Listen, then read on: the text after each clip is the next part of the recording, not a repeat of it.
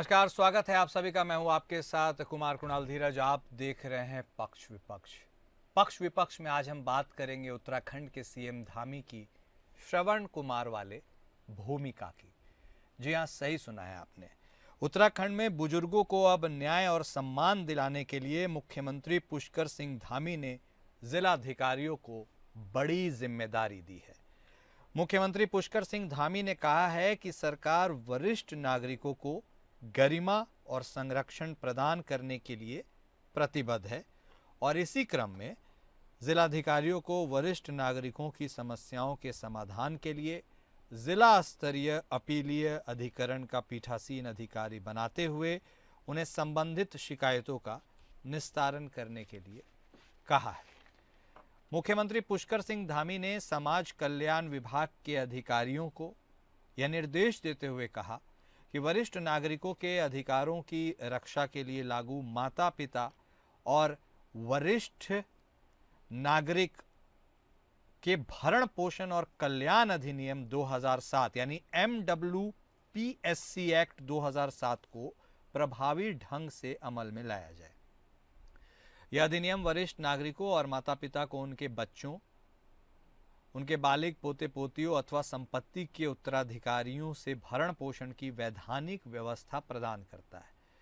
इस कानून को अमल में लाने के लिए राज्य में जिला स्तर पर कुल 13 अपीलीय भरण पोषण अधिकरण और सब डिवीजन स्तर पर 69 से अधिक भरण पोषण अधिकरण कार्यरत हैं, जहां भरण पोषण की राशि अधिकतम 10,000 रुपये प्रति माह निर्धारित की जा सकती है। मुख्यमंत्री धामी ने कहा कि जिला स्तरीय अपीलीय अधिकरण के पीठासीन अधिकारी जिला मजिस्ट्रेट हैं, इसलिए उन पर इस कानून को सख्ती से अमल में लाते हुए वरिष्ठ नागरिकों को न्याय दिलाने की जिम्मेदारी है। इसके साथ ही तहसील स्तर पर उप जिलाधिकारी, भरण पोषण संबंधित अधिकरण के पीठासीन अधिकारी और जिला समाज कल्याण अधिकारी पदेन भरण पोषण अधिकारी के रूप में जिम्मेदार बनाए गए हैं। संपत्ति हस्तांतरण में सुरक्षा प्रावधान कानून के तहत यदि कोई वरिष्ठ नागरिक देखभाल की शर्त पर संपत्ति हस्तांतरित करता है, लेकिन इसके बाद तय शर्तें पूरी नहीं होती, तो अधिकरण उस हस्तांतरण को अमान्य घोषित करते हुए संपत्ति की वापसी सुनिश्चित कर सकता है। इसके अलावा सरकार ने चमोली, उत्तरकाशी और बागेश्वर जिलों में निःशुल्क वृद्ध आवास गृह शुरू किए हैं, जहां जरूरतमंद बुजुर्ग सुरक्षित वातावरण में रह रहे हैं। सीएम ने कहा, राज्य में वरिष्ठ नागरिक कल्याण परिषद का भी गठन किया गया है। उत्तराखंड सरकार की योजना देखने सुनने में तो अच्छी लगती है, लेकिन ये योजना धरातल पर किस तरह से उतरती है, यह देखना महत्वपूर्ण होगा। तो उत्तराखंड में बुजुर्गों को न्याय और सम्मान दिलाने के लिए सीएम धामी की ये पहल है और इसलिए उनकी भूमिका को श्रवण कुमार के रूप में देखा समझा जा रहा है। जिम्मेदारी तय की गई है डीएम की, क्योंकि अब डीएम ने यह जिम्मेदारी उनको आवंटित की गई है कि अब वह न्याय और सम्मान दिलाने की जिम्मेदारी लें और बुजुर्गों के ख्याल रखने के तहत इन सारी प्रक्रियाओं का वह पालन करें। सीएम ने सभी डीएम को कहा है कि तुरंत समस्याओं का यानी बुजुर्गों के समस्याओं का समाधान करें।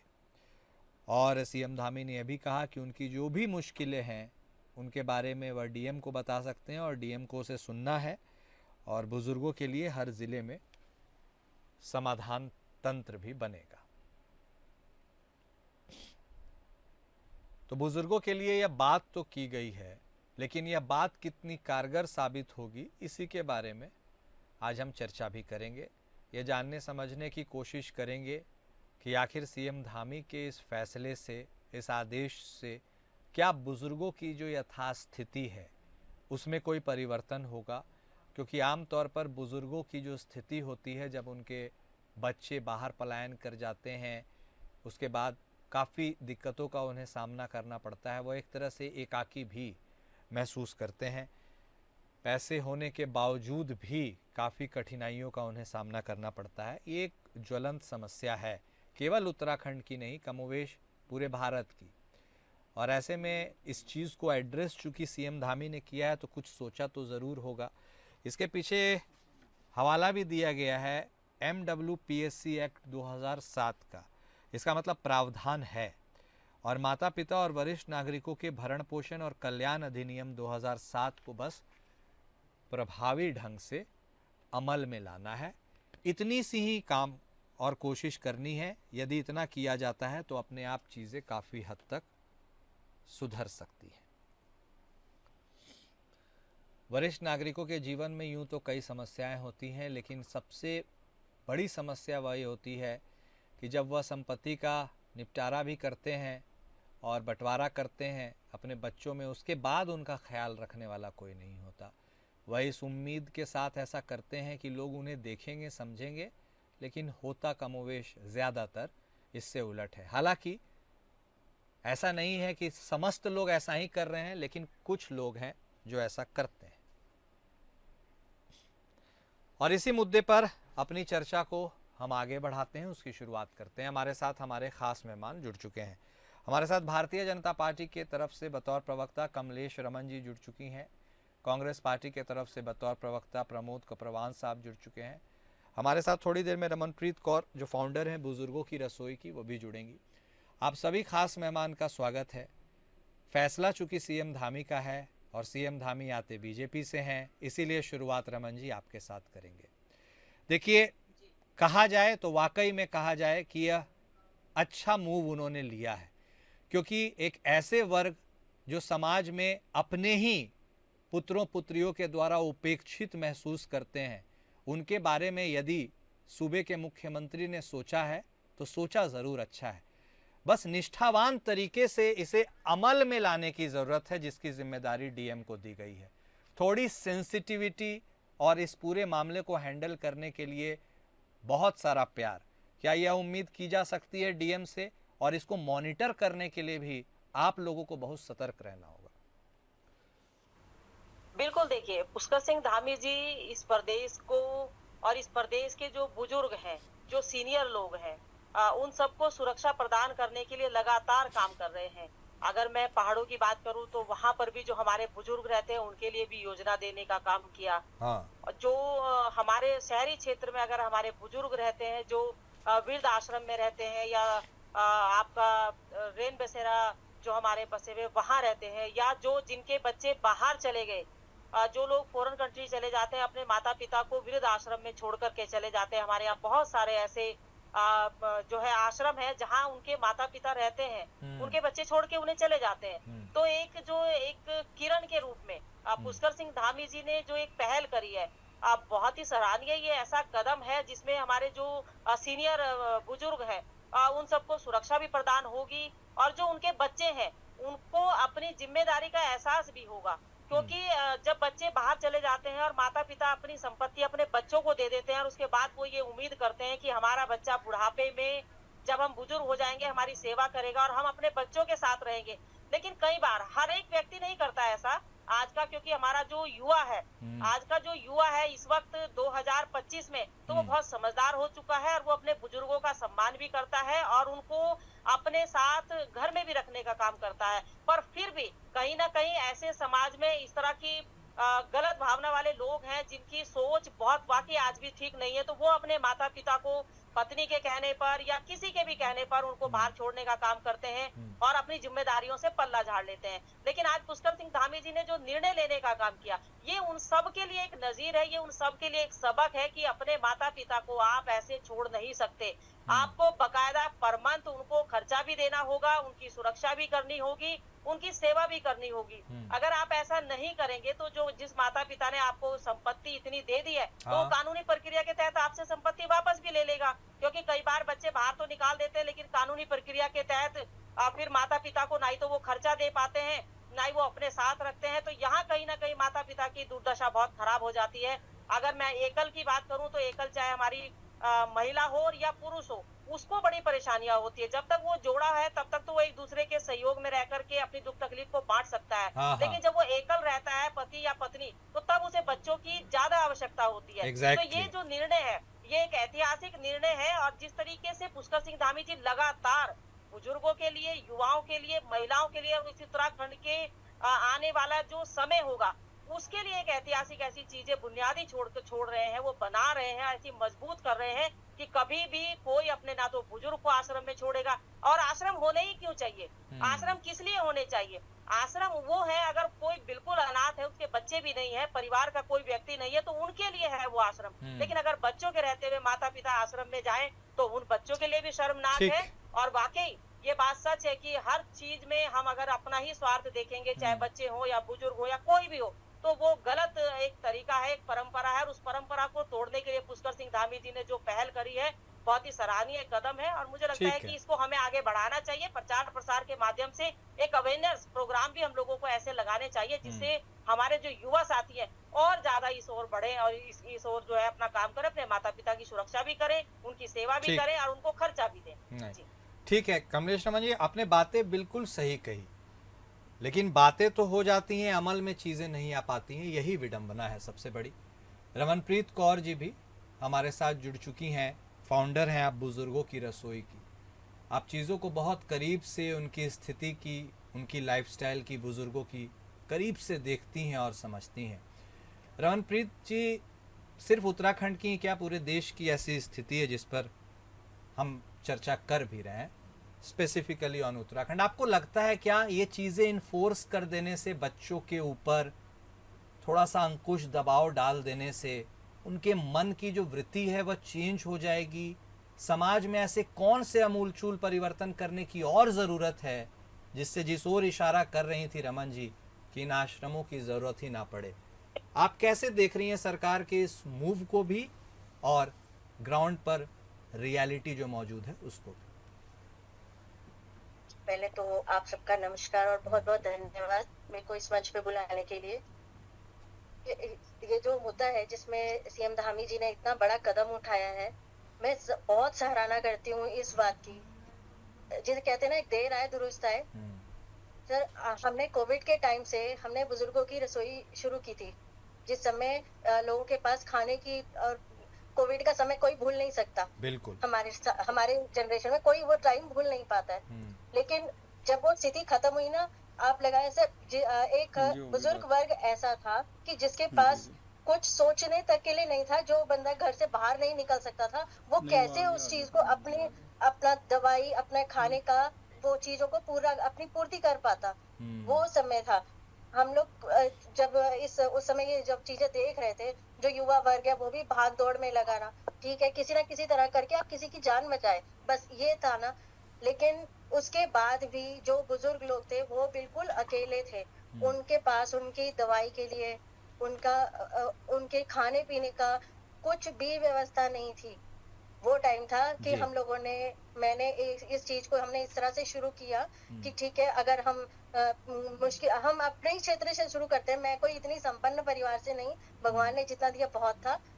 हमने एक क्षेत्र से शुरू किया ये कार्यक्रम कि हम सिर्फ बुजुर्गों के लिए खाना लेंगे, सिर्फ वो बुजुर्ग जो असहाय थे, हमने उनके लिए ये कार्य शुरू किया। 5 लोगों से शुरू किया था। अभी मेरी 2 जगह रसोई है और 45 से 50 टिफिन हमारे दिन के और रात के जाते हैं। मैं कहने की बात, ये वो बुजुर्ग हैं सर जो बिल्कुल अकेले रहते हैं।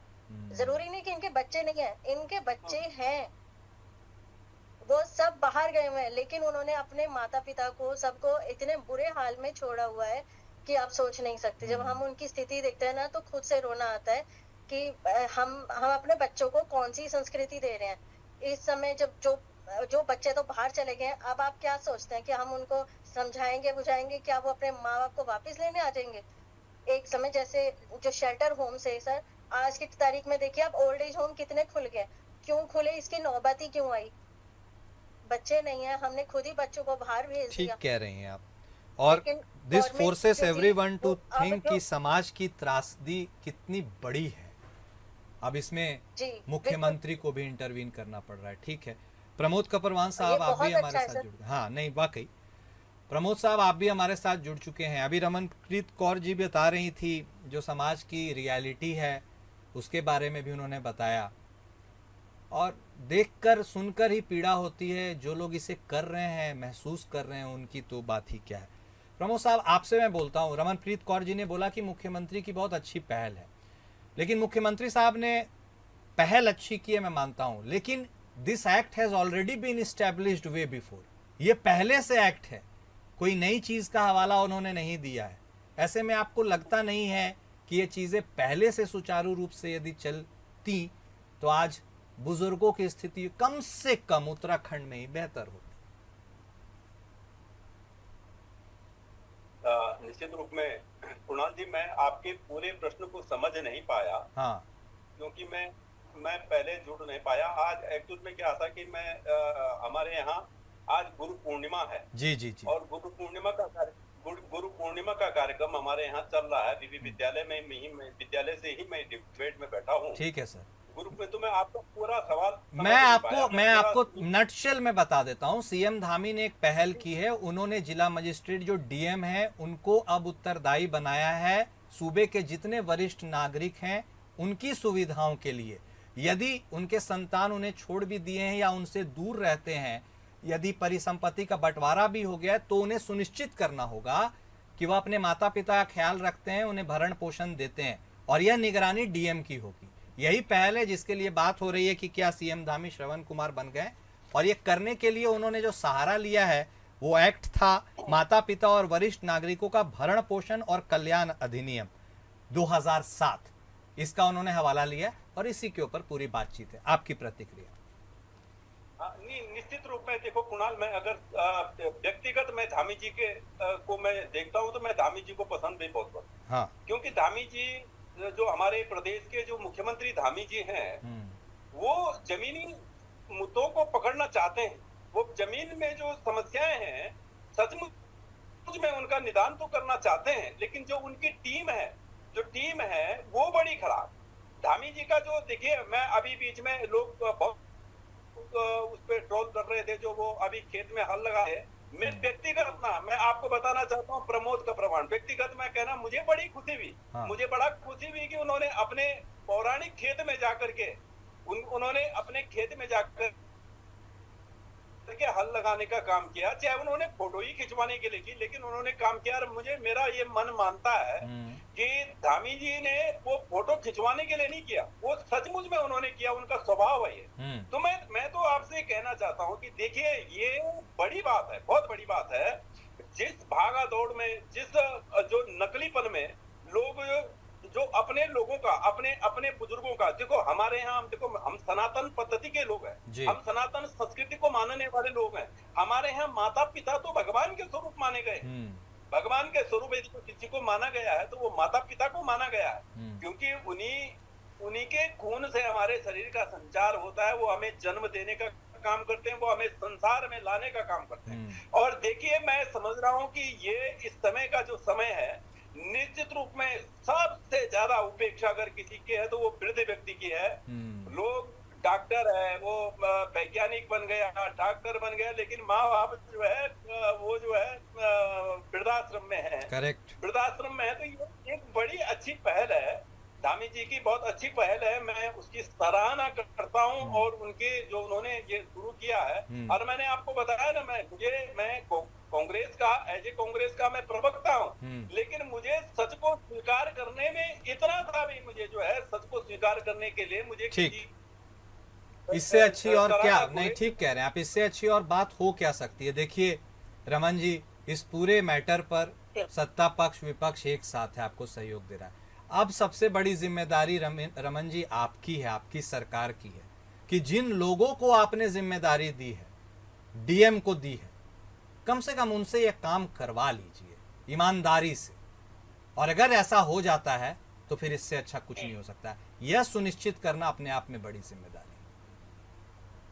बिल्कुल कुणाल जी, मैं हमारे जो दोनों पैनलिस्ट हैं, मैं उनसे अपने आप को संबद्ध करती हूँ, क्योंकि ये एक ऐसा सेंसिटिव हमारा एक तंत्र है जिसमें हमारे बुजुर्गों की सुरक्षा हमें देना हमारा कर्तव्य है, हमारा धर्म है। वाकई मैं कपूरवाणी जी की बात से सहमत हूँ कि हमारा जो सनातन धर्म है वो ये कहता है कि अपने माता पिता की अगर आपने सेवा नहीं करी या बुढ़ापे में उनको आपने अपने साथ नहीं रखा, जिस तरीके से बचपन में माता पिता हर चीज के लिए अपने बच्चों को जो है कभी भी, चाहे पिता किसी भी समस्या में हो, किसी भी परेशानी में हो, लेकिन वो अपने बच्चों को हमेशा धूप हो, बरसात हो, सर्दी हो, कमा करके लाता है और अपने बच्चों की हर पूर्ति का जो है वो पालन करने का काम करता है, उसको हर चीज देने की कोशिश करता है। तो यही बच्चों का कर्तव्य भी है। 4 बच्चों को एक माता पिता पाल लेते हैं बड़े आराम से, और 4 बच्चे एक माता पिता को नहीं पाल पाते, ये वाकई दुर्भाग्य बिल्कुल है। सही और बात। माननीय मुख्यमंत्री जी ने जिस तरीके से एक और निर्णय लिया है, वो भी एक बहुत बेहतर निर्णय है कि जब हमारा बच्चा 18 साल का हो जाता है तो हमारी जो बुजुर्गों को हम पेंशन देते हैं, जो गरीब जो निम्न स्तर के बुजुर्ग हैं हमारे, उनको जब हम पेंशन देने का काम करते हैं तो 18 साल जब उनका बच्चा होता है तो पेंशन में कटौती हो जाती है। एक व्यक्ति की पेंशन रह जाती है, पति की या पत्नी की। लेकिन अब इसमें भी पुष्कर सिंह धामी जी ने एक प्रावधान किया है कि 18 साल का बच्चा हो या बुजुर्ग हो जाए वो बच्चा, लेकिन उस माता पिता की पेंशन नहीं कटेगी, दोनों को पेंशन मिलेगी। तो ये जो सुविधाएं हम देने की कोशिश कर रहे हैं, ये इसलिए दे रहे हैं कि हमारा जो प्रदेश है ये वाकई एक ऐसा प्रदेश है जिसमें हमारे जो बुजुर्ग है, आज अगर मैं पहाड़ों की बात करूं तो हमारे बुजुर्ग आज भी खेतों में काम करते हुए नजर आते हैं, आज भी वो घास ढोते हुए नजर आते हैं। बच्चे भले ही बाहर चले गए हों, बच्चे भले ही कमाने के लिए चले गए हों, लेकिन माता पिता आज भी अपने खेतों में काम करके अपना पालन पोषण करते हैं। तो ये एक जिम्मेदारी बनती है उन सब बच्चों की, आपकी भी जिम्मेदारी बनती है, हमारी भी जिम्मेदारी बनती है। तो मुझे लगता है कि जो यूसीसी में एक प्रावधान किया है, यूसीसी में भी एक प्रावधान उन्होंने किया है कि जो बच्चे अपने माता पिता की संपत्ति लेंगे तो उनको बाकायदा अपने माता पिता को जब तक उनकी अंतिम सांस है तब तक उनको उसी तरीके से सेवा करनी पड़ेगी जैसे माता पिता ने अपने बच्चों की है। अगर कहीं का जरा सी कोताही होगी तो वाकई ये सच बात भी है कि इसकी मॉनिटरिंग होनी भी आवश्यक है, इसके ऊपर जांच करनी भी आवश्यक है। इसके ऊपर जिस तरीके से जिला अधिकारी को बिठाने का काम किया गया, जो अधिकारियों को किया गया, ये वाकई एक ऐसा कदम होगा अगर हमारा ये सफल हो जाता है, और सफल होगा ये, क्योंकि जब हम सब एक हैं, विपक्ष में हो, हमारे सामाजिक लोग हो, हमारी संस्थाएं हो, हमारे एनजीओ हो, हमारे राजनीतिक स्तर के नेता हो, लोग हो, कार्यकर्ता हो, जनता हो, जब एक साथ होगी और हम अवेयरनेस करेंगे उन बच्चों के अंदर जो बाहर गए हैं, अगर वो भी अपने माता पिता को अपने पास बुलाने का काम करेंगे तो ये एक बहुत अच्छी शुरुआत, बहुत अच्छी पहल है। बिल्कुल। और ये पहले से प्रावधान है अपने माता पिता को रखने का पूरा तत्व से, जो चाहे सतयुग कह लो, कलयुग कह लो, त्रेता युग कह लो, द्वापर युग कह लो, कोई भी युग कह लो, माता पिता सर्वप्रथम है, उनका प्रथम स्थान आता है। वो बच्चे नालायक होते हैं जो अपने माता पिता को जो है बाहर भेजने का काम करते हैं या गलत उनके साथ व्यवहार करते हैं। और उम्मीद तो हम यही करते हैं कि ये जो पहल है ये बिल्कुल सफल हो जाए। रमनप्रीत कौर जी, देखिए, विकसित भारत की हम कल्पना कर रहे हैं, लेकिन समाज के विघटन में इतनी तेजी आ रही है कि सोचने पर मजबूर कर रहा है हमें कि क्या हम विकसित वाकई हो पा रहे हैं। एक्चुअली देखिए, आप बहुत नेक कार्य कर रही हैं, आपकी भी हम सराहना करते हैं। आपको लगता है क्या कि यदि इसमें सरकार की तरफ से, गवर्नमेंट एडमिनिस्ट्रेशन की तरफ से आपको थोड़ी सी सहायता मिल जाती जमीनी स्तर पर, तो आप चीज़ों को और बेहतर तरीके से कर पाती? आपके की पॉइंट्स क्या हैं, उन्हें भी ज़रूर एड्रेस कीजिए। सर, मैं आपके चैनल के माध्यम से मैं ये बोलना चाहती हूँ, जिस तरह से हमने बुजुर्गों के लिए उनकी सुरक्षा का एक बीड़ा उठाया, जितने बुजुर्ग आज मेरे साथ हैं, मैं एक बार धामी जी से भी निवेदन करना चाहती हूँ। जैसे 2 जगह हमारी रसोई है, एक खाने की व्यवस्था होती है ना सर, अगर किसी को समय से बुजुर्ग को खाना और दवाई मिल जाए तो शायद वो जिस जगह पे है ना वहाँ सुरक्षित है, हमें और ओल्ड एज होम ढूंढने की आवश्यकता नहीं होगी। मेरा सिर्फ इतना कहना था कि अगर सिटी के सेंटर में हमें कोई एक जगह हमें गवर्नमेंट की तरफ से उपलब्ध कराई जाए, कम से कम हम वहाँ पे 8 से 9 घंटे बुजुर्गों के लिए, केवल सीनियर सिटीजन के लिए एक ऐसी रसोई, एक ऐसा माध्यम खोले, कोई भी उनकी समस्या है, उनकी खाने से है दिक्कत या उनके स्वास्थ्य संबंधी कोई दिक्कत है, वो आए हमें बताए ताकि हम डायरेक्ट सरकार से हम उनकी हेल्प कर सके। क्योंकि मैं अकेले हम बुजुर्गों में कितना, हम लोग इतने समर्थ नहीं है, फिर भी हम पूरी कोशिश करते हैं जितनी हमसे बन पड़ती है। और एक बात और सर, मैं ये भी बोलना चाहती हूँ कि हम आज जो जागे हैं ना, लेकिन बहुत देर से जागे हैं। क्या ऐसा नहीं हो सकता है कि हम जो ये आज कार्यक्रम कर रहे हैं, हम स्कूल से स्टार्ट करें? जब बच्चा छोटा होता है, आप लोग स्कूल में एनुअल फंक्शंस करते हैं, उसमें दादा दादी को बुलाना कंपलसरी होना चाहिए। उनको वहां से शिक्षा मिलनी चाहिए। माँ बाप के तुम्हारे दादा दादी हैं, वहां पे उन्होंने, माँ बाप ने दादा दादी को तो वैसे ही हटा दिया, वो तो किसी कैटेगरी में नहीं है अब, तो कहाँ से उनको अपने ग्रैंड मदर और ग्रैंड फादर का पता चलेगा? ये स्कूल ही शिक्षा से ही ये जरूरी है कि अपने दादा दादी की केयर करना सिखाओ बच्चों को। इतने बुरे हालात हैं सर आज की तारीख में, कोई पैरालिसिस किसी को है, किसी को दिखाई नहीं देता, वो बुजुर्ग इंसान कहाँ अपना खाना ढूंढने जाएगा? हम ऐसे बुजुर्गों की देखभाल करते हैं। तो आप मैं बहुत चाहूंगी अच्छा कि काम कर रहे सरकार हैं। से भी कि वो हमारी इस मामले में जरूर कुछ ना कुछ मदद करे। बिल्कुल। और अपना नंबर और एड्रेस दीजिएगा रमनप्रीत जी प्लीज। यदि यह मंच जी उपलब्ध हो पाता है जरूर तो इससे बड़ी जी सहूलियत और क्या हो सकती है।